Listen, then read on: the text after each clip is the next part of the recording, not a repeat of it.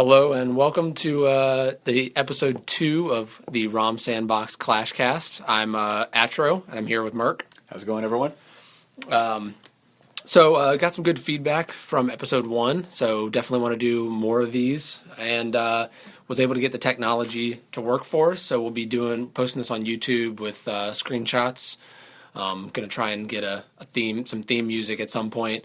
But definitely appreciate from you guys any feedback, comments, suggested strategies, topics. If you think you had a really good replay, post it and tag me or let me know, and I'll go through and take screenshots if we need it.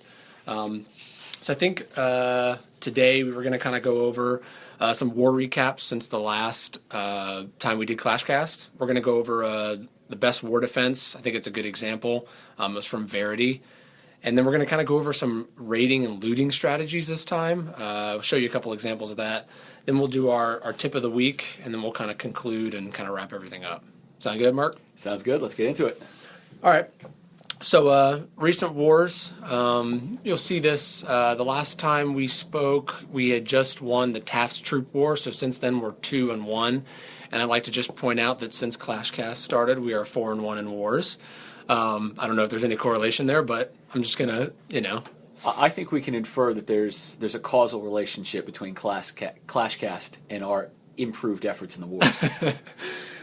So you can see here the overall, our one loss was to UK Army 2, and I just want to say any squad that scores 82 is probably going to be impossible to beat against us. That's 82 out of 90. As you can see, when we get in the 67 to 68 range, we're usually in good shape, in the 60s with stars. But yeah, that was just kind of a tough war. But we did end up bouncing back. We rallied against White Lions. I thought it was a really good war. The next one. And this particular war, this was the first war against Alpha Killers. We did win 67 to 64, which is great. I think we definitely worked together. One of the main things I think we've worked on and have gotten really good with this clan is communication. So communicating on GroupMe if you're on it or on the group chat in the game has been really great, I think. So then again, as I mentioned, the UK Army 2, that was just a tough one. We just got outclassed there. And if you've read their clan description, UK Army 2 is basically the JV squad of UK Army. So yeah, their strategy was very good. They took a little bit of a bottoms-up strategy. They did a lot of work at the lower levels and saved some of their heavy hitters for the end. And what it really came down to is the top of our clan is just not as strong as the top of their clan. They were able to get a fair number of stars against us at the top using their more like 6 through 12 guys. And that's part of growing as a clan. It's going to be a little while until we reach the level where our 6 through 12 guys are able to go head-to-head with the top guys in another clan. Yep. All right, so then the most recent war that we had was against White Lions. This was a really good example of rallying. We were down, what were we down? We were down by like 20-some stars. And we all came back, and everybody worked really well together. We used 56 of our total 60 attacks, so that's really great. And the guys who weren't going to be able to participate, we kind of, had gotten information from them, so we knew what we were working with. So yeah, I thought that was really good too. We've done really well in wars recently, and so hopefully we'll keep that up. All right. Yep. So one of the things we wanted to highlight for everybody was the best defense from that war against the White Lions, and that belonged to Verity. So if you look at the screenshot here, you can see how the base is set up. And this is a very good example, especially at the lower levels, of how you want to set up a war base. The clan castle is in tight to the town hall. Town hall's in the middle. It's flanked by a couple of mortars and an air defense. Unfortunately, at this level, you're not going to have enough walls to prevent an opponent from drawing out your clan castle. But the way the rest of your base is set up, and the way you keep your coverage from your defensive turrets can really minimize the damage of getting the clan castle drawn out too early. So you can see from the first screen, This is definitely, it's a giant heavy attack that's coming. The strategy that this person has is get the giants in there, get them out in front, wipe out some turrets, and then probably bring some archers and those few wizards in behind and see what kind of damage you can do while the giants are sitting there soaking up all the arrows and the mortar shots. And what you can see is there was a quick attempt to draw out the clan castle. You can see the one archer up at the top. She's not doing a whole lot, but you can see the ghost down at the bottom right-hand corner in front of that gold mine. That little ghost there, that was designed to draw out the clan castle.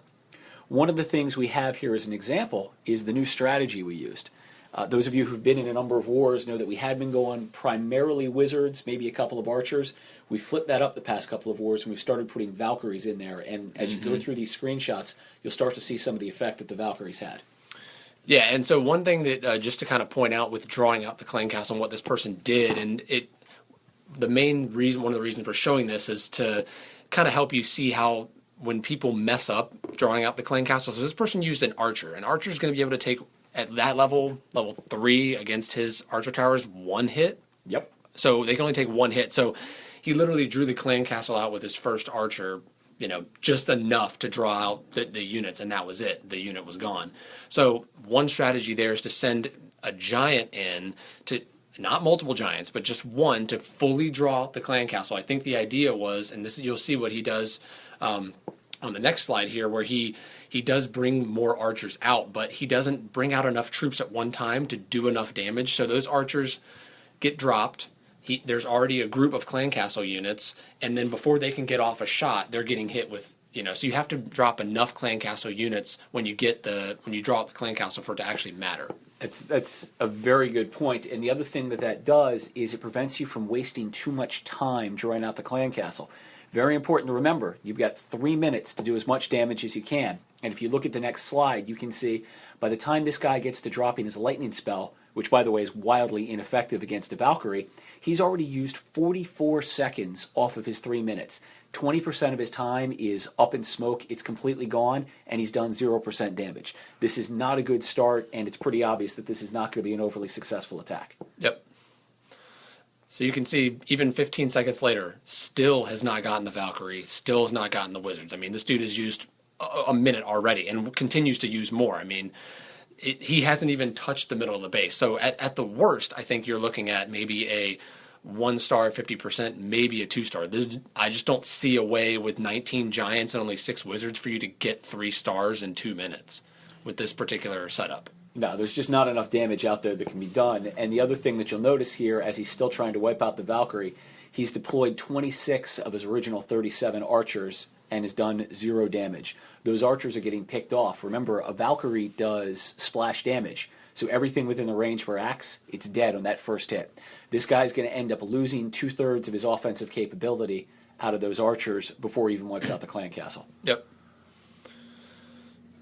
You can see as we move forward at the 146 mark, not a lot left in that Valkyrie, but she's still going. There's only 7 archers left in reserve. He's dropped 30 of his 37 archers. He's spent 1 minute and 14 seconds out of his 3 minutes, and overall damage remains at 0%. Yep. So as we move forward, you can see another kind of classic mistake that this guy has made at the 135 mark. He's dropped every single one of his giants in the same place with just 1 heal spell. That's going to help those giants at the beginning, but that's a relatively low-level heal spell. It's level 3. It's only going to last for about 10 or 15 seconds. Those giants are in the range of both mortars. They're in the range of the cannon. They're in the range of the archer tower, and they're in the range of the wizard tower.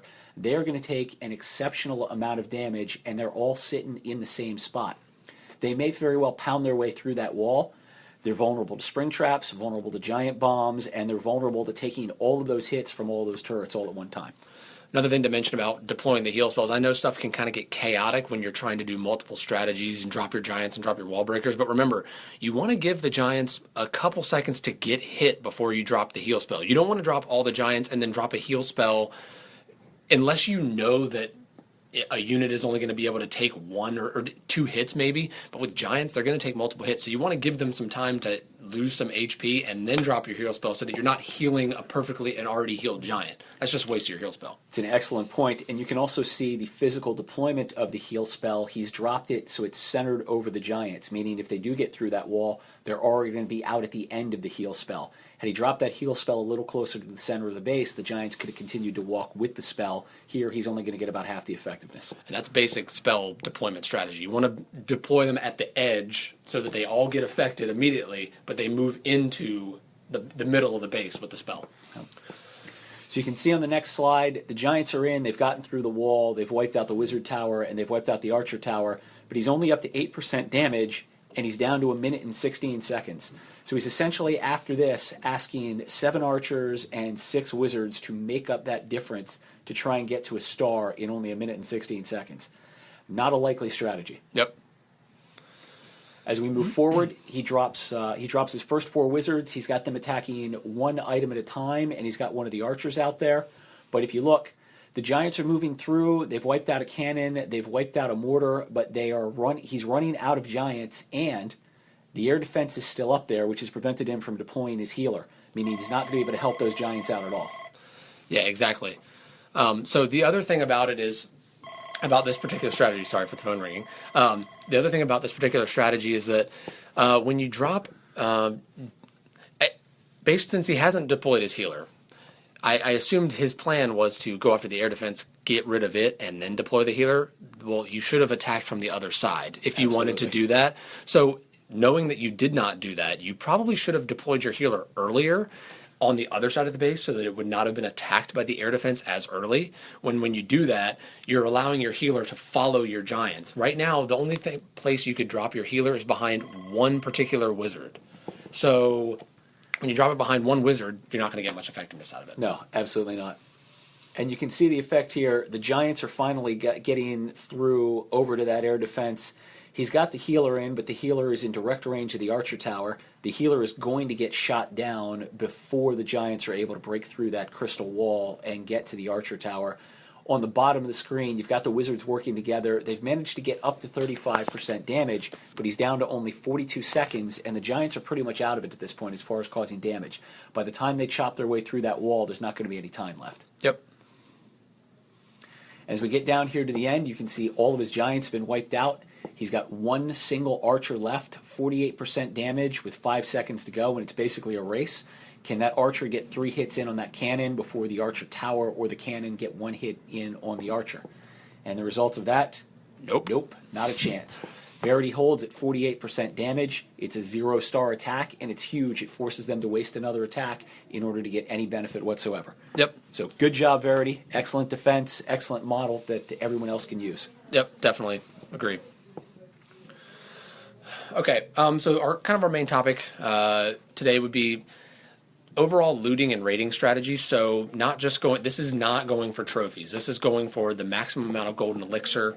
So just some kind of overall points that you want to consider. You want to look at the base carefully for clues. Don't just look at the available loot. The collectors will show you how much you can tell between the collectors and the storages where the main part of the golden elixir is held. So if you have collectors or storages that are in the center of the base and they're completely full of elixir and gold, that means you have to get to the center of the base to be able to get that, let's say, 80% of the available loot. So if you look on the outside and there are storages that look full, or collectors that look full, then you can easily just send in some goblins around those guys, take them out, and then get most of the loot. And an important tip, the elixir collectors are pretty easy. You can very clearly see the purple elixir filling up in them if they're full. Tips for gold and dark elixir. If you look at the bottom right-hand side of a gold mine, there's a little dish there where it keeps gold. If you see that's filled up, that means there's a lot of gold in there. If you look at the dark elixir drill, there's a little cube on the back of the drill. If that looks like it's filled up with black liquid, that means there's a lot of dark elixir in that drill. Exactly. So second point would be to have a standard army build in mind. When you're don't just use the exact same army for trophy hunting and for looting. It's just not going to work. It's really going to kill your return on investment for your attacks, and it's going to kill the time that it takes for you to redo an attack. Also, know when to hit skip. I think when I do raiding, I skip. I don't at my particular level. I don't hit anything that's pretty much under 150k of each unless I'm really strapped or one of the two has an inordinate amount of one of the two, or even Dark Elixir. So the third point would be to consider your ROI and the frequency of raiding. If you're just going to do 1 or 2 raids a day, then okay, it doesn't matter. You can kind of have your army built a certain way, but if you're going to be just sitting around the house raiding all day, you probably want to get as many raids in as possible. So you want to have a lot of troops that are easy to build. Right, and that's a very important point. When you're going out with primarily barbarians, archers, and goblins, though you can train 2 to 3 of those in a minute. If you're going out there with healers, dragons, things like that, they take a long time. In theory, you can build 200 barbarians in 15 minutes. So that increases your ability to raid dramatically. If you want to take a bunch of wizards and a bunch of dragons with you, that's okay if that's your strategy, but you need to be prepared for the fact that it's going to take you an hour at a time to train those troops. Yep. All right, so let's get into a couple examples here. This is a raid that I did using what I consider using my traditional raid army right now. I use a giant and wall breaker heavy strategy. I usually don't go with this many wall breakers, but I use a giant wall breaker heavy strategy. What I do with the giants is I deploy them sometimes in a circle, sometimes in one spot.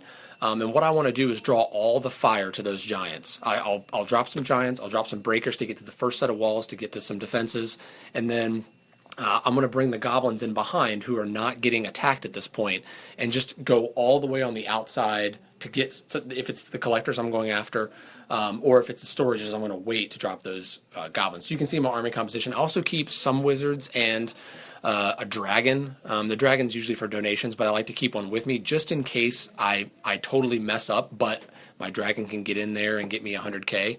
So the other thing I want to point out and why I have this little spot circled is that this is a spot where, and this is a classic trick that people try and pull on you, where you can drop an enemy inside their base with the idea of someone's going to drop all their troops and I'm going to nab them with a giant bomb. It's going to be great. That's the entirely wrong strategy to do. So what we can see I did here is I drop one barbarian in those spots. That's going to trigger the giant bombs. If I think that there's a spring trap, I'll drop a couple more in there just to see if they go alternate ways and nab the spring traps. But now I've set off the giant bomb, the trap is sprung, I've only wasted one barbarian. So I drop, at the minute 11 mark, I drop a bunch of giants in here to get rid of the cannon. While they're starting to take the fire, I then drop, I guess I dropped my heal spell because my giants had gotten, I wanted to make sure these particular giants left. But what I'm going to do now after that, if you go to the 1 minute 3 mark, I drop some wall breakers, and now those giants are going to be able to go into the middle of the base and sort of wipe out the middle of the base. So all I've used now are giants and a couple of barbarians. And what you can see here too is a classic base design mistake that Mohammed from the Dark Cow clan has made. He's got both of his elixir storages and both of his gold storages right in the center, which you might think is good, except that there's nothing in between him. So as you can see, Atro's blown up that wall. There is nothing preventing that little group of goblins he's got in reserve from going in there and scooping up all of that loot while the defensive turrets are busy shooting at the giants. And for me, when I'm raiding, I don't really care about trophies. So if I just go in and get all 202 and 193k here, I'm happy. I'm just going to, unless there's enough loot left over or my troops just happen to get to the town hall, I really don't care because all I want to do is raid. I just want to get the maximum amount of everything. I can worry about trophies later. So moving on to the 54-second mark, I ended up starting to drop some archers here. My giants have made it in to the middle of the base. But again, as Murc had pointed out, there's only that one wall, and there would have been 2 walls. So everywhere else in the base there are 2 walls, but because he had that little crafty trap, which I sprung immediately, there's only 1 level of walls there. So now moving on to the 46-second mark, my giants are still moving in close. I dropped my barbarian king just to draw more fire. If we keep going down, at this point, at the 42-second mark, I've dropped about half of my goblins, and so my goblins are actually not even having to do some of the work. The barbarian king is getting in some of that work too. But I mean, all I want to do is just get in this base and get out with the 200k of each. In fact, you can actually see the goblins out here on the outside. They're doing some of this work to clean up these elixir collectors. There's a decent amount in here. They're not full by any stretch of the imagination, but they've wiped out 4 of the gold mines. They're working on the 5th, and they're starting to move on to the elixirs. Yep. So at the 35-second mark, I'm going to easily get all the loot in this base. There's really no question. Everything is shooting towards the middle for the most part. The goblins are going to clean up at the bottom, and then I'm pretty much going to be done with this. So at the 22-second mark, I raged my Barbarian King. Again, I don't want, if I don't have to spend my Dragon or my Wizards or even all my Giants, and I definitely don't want to have to spend my Rage spells if I don't have to, because they cost a lot and they take 45 minutes. So I don't need to at this point. So you can keep going. At the end of the raid, 46%. Okay, I could have dropped some more troops to get that last 4%. I'm all about how quickly can I repair retrain my army and get back to doing another raid at this point. So I only used not even half of all my troops, and I was able to get 202K. So my return on investment here is huge. I mean, I'm probably making 4 times what I put in. Yeah, pretty close. So this is a great example of going out on a raid with your standard army, but recognizing you never need to deploy the entire army just to get loot. You can always deploy just a portion of the army, save some of the more expensive troops. And again, as Atro said, you look at the return on investment. He probably spent maybe 10 grand of gold looking for this opponent and deployed roughly 40 to 45,000 in elixir worth of troops and spells, and he pulled back 202,000 and 193,000 respectively. Yep. And we're in a future ClashCast, we're going to get into trophy bases versus looting, or versus just looting and farming bases and the strategy there. But that's obviously a huge topic. So, all right. So this is a raid that Murc did. I'll let you kind of walk through it and your strategy here. Yeah. So this raid happened shortly after one of our wars. I was a little bit low on elixir because I basically cashed in all of my war loot and went after an upgrade. So I was looking for something relatively cheap. I had a leftover dragon. I had plenty of dark elixir. I had some leftover spells that I didn't use. But my thought was, you know what? Let's train up a bunch of barbarians. Barbarians are cheap. Those 140 barbarians that I started with only cost me 14,000 in elixir. That's about as low cost as you can get. And as I went through, what you'll notice on this first picture here at the 2-minute and 34-second mark, you can clearly see these elixir collectors, these gold mines, these things are pretty close to full. There is a lot of elixir and a lot of gold available at just the outside of the base. And that's really ideal for my barbarian heavy attack, because I'm just going to send the entire barbarian horde split up into a few smaller groups, and I'm just going to go nail those collectors. Going back to what Atro said about the trophies, I don't care if I get any trophies out of this guy. I'm not looking to gain trophies at this point. What I want is a massive return on my investment. If you look as we get to the 2-minute and 26-second mark, I've got a good chunk of the barbarians out there. They're engaging the Teslas. They've knocked out the first 2 elixir collectors. They're also knocking out the air defense. I don't necessarily care about the air defense, except that if I'm getting a little close, maybe I want to drop a few of those minions to finish some things off. But I've already taken 165,000 in elixir from this guy in 34 seconds, and I haven't needed to waste anything more expensive than 100 elixir barbarian. Yep. As we come through here, you get down to the 1-minute and 59-second. I've taken virtually all of the external elixir from this guy. It's 328 grand.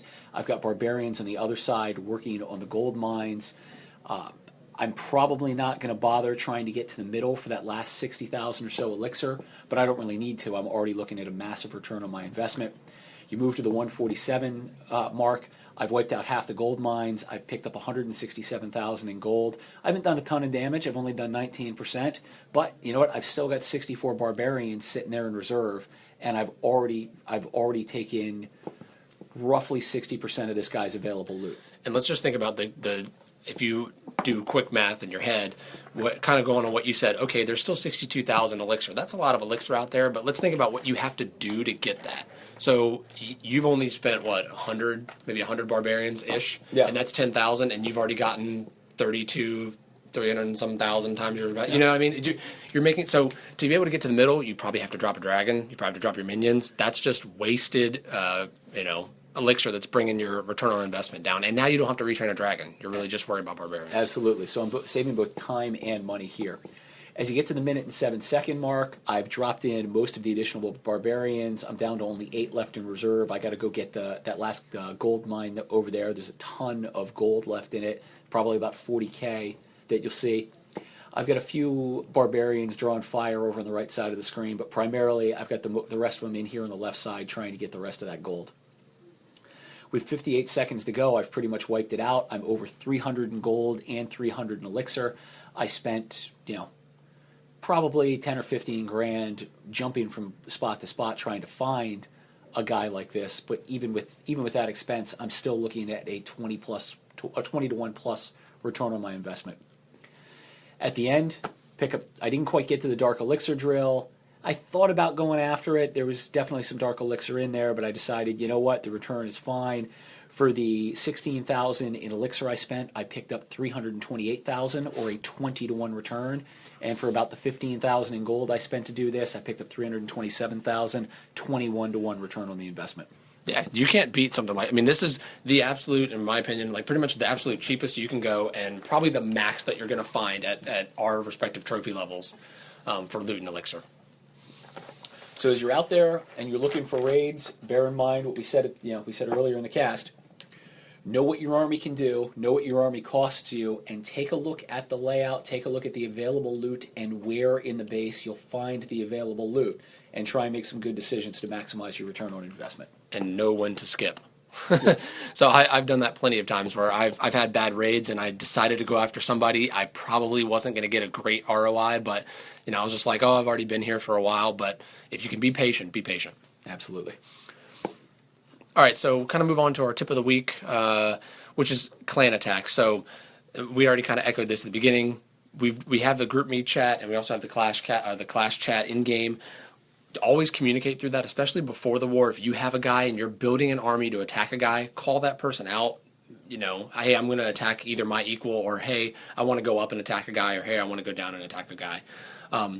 In most situations, take your attack on the enemy of the similar ranking. What we've been talking about, and we're actually doing in our current war, is we're actually having the top 10 hold off for the first 12 hours just to see where, and to keep those 20 attacks in reserve, to see where we need people to take attacks. So we're trying out different strategies, but typically what we've run with is take your first attack on an enemy of a similar ranking, and then for a second attack, that's when you get a little more freedom. Take a look at, I would say, what did we just say, plus or minus 3 ranks. Right. So if you're the number 12 guy, you're looking at 9, 10, and 11, or you're looking at 13, 14, and 15. And if all those guys are 2-star or better, then feel free to take a shot at a guy for loot purposes. I mean, I ended up doing that in the war against the White Lions. At the very end, I thought I could get a 2nd star on their number 1 guy using a go wipe, and he had a lot of elixir available. Now, I waited to the last minute just in case we needed the star, but we didn't, so I was able to kind of use that, took a shot at the number 1 guy, got the 1 star I needed to get the loot, but also got the 2nd star. And remember, if you get a star, you get loot. It doesn't matter how many stars you get, and it doesn't matter if that base had already been attacked and hit for a star. If you achieve a star, you get 100% of the available loot from that base. Yep. And again, we know everyone's busy. If possible, just send a quick chat letting people know if you're going to be attacking early or late, or if, hey, I don't have my phone, I'm out of the service area, just so we're not sending frantic texts to people who we know are usually participating. But so just give us a shout in the chat if you can. And speaking of the chat, as we wrap it up, if you have any future topics you'd like to cover, you'd like to provide any feedback, any comments, GroupMe is a good place to do that. Clash chat is a good place to do that through the game. We've got a couple of ideas what we want to do. Atro, you want to take us through those real quick? Yeah, so we wanted to, at some point we want to talk about trophy versus farming bases. So that's where you put your town hall and what the implications are and what you're trying to do, because there are different strategies for what the aim is. If you're just trying to get as far upgraded as possible, you're going to have one layout. If you're going to try and make a run at a Crystal League or the 1,250 trophies to get the first gem bonus, yep, then you're going to want to have a different strategy. So we'll talk about that.